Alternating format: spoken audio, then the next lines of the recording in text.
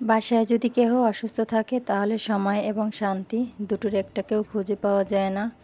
আসসালামু আলাইকুম, hello everyone, আপনারা সবাই কেমন আছেন? আল্লাহর অশেষ রহমতে আমি খুবই ভালো আছি। কিন্তু আমার আম্মু অনেক দিন যাবৎ খুবই অসুস্থ।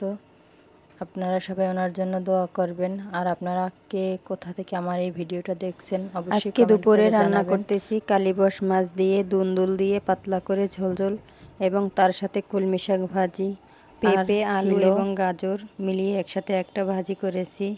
আমার কণ্ঠ শুনেই হয়তো আপনারা বুঝতে পারছেন, হয়তো আমার শরীর ঠিক আছে কিন্তু আমার মনটা একদমই ভালো নেই। কারণ আমার আম্মু দীর্ঘদিন যাবৎ অসুস্থ। ওনার হার্টে প্রবলেম হয়েছে, হার্ট ব্লক হয়ে গেছে। অনেক দিন হাসপাতালে ভর্তি ছিল, এখন বাসায় নিয়ে আসছি কিছুদিন হলো।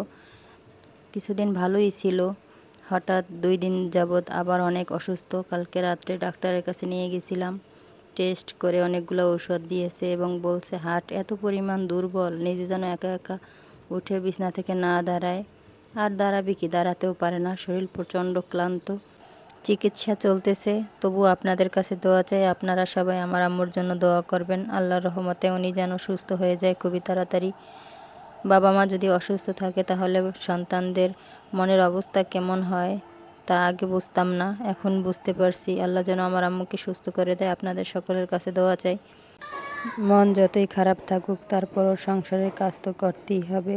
সংসারের কাজ যদি না করি তাহলে কিভাবে হয়? রান্না বান্না, বাচ্চা কাচ্চা সামলানো, সব কিছু একা হাতে সুন্দরভাবে সামলাতে হয়। ছোট ছোট বাচ্চাদের নিয়ে সংসারের কাজ করা, রান্না বান্না করা, এদিকে আম্মু অনেক অসুস্থ, তার দেখাশোনা করা আমার উপরে অনেক চাপ হয়ে যায়। আবার মনও সবসময় খারাপ থাকে। আল্লাহ যেন আমার আম্মুকে সুস্থ করে দেয়।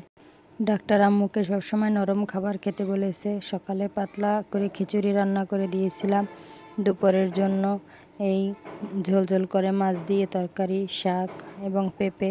হার্টের রোগীদের জন্য পেঁপে অনেক উপকারী।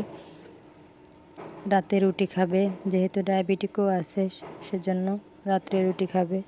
এই যে আমার শাকটা প্রায় হয়ে এসেছে, শাকটাকে এবার বাগার দিয়ে নেব।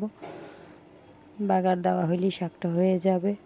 এরপরে পেঁপেটা ভাজি করে ফেলবো, তাহলেই আজকের মনে রান্নাবান্না শেষ। এরপরে টুকটাক গুছগাছ করে পাকঘরটা একটু পরিষ্কার করে সবাইকে গোসল করিয়ে দুপুরের খাবার দেব।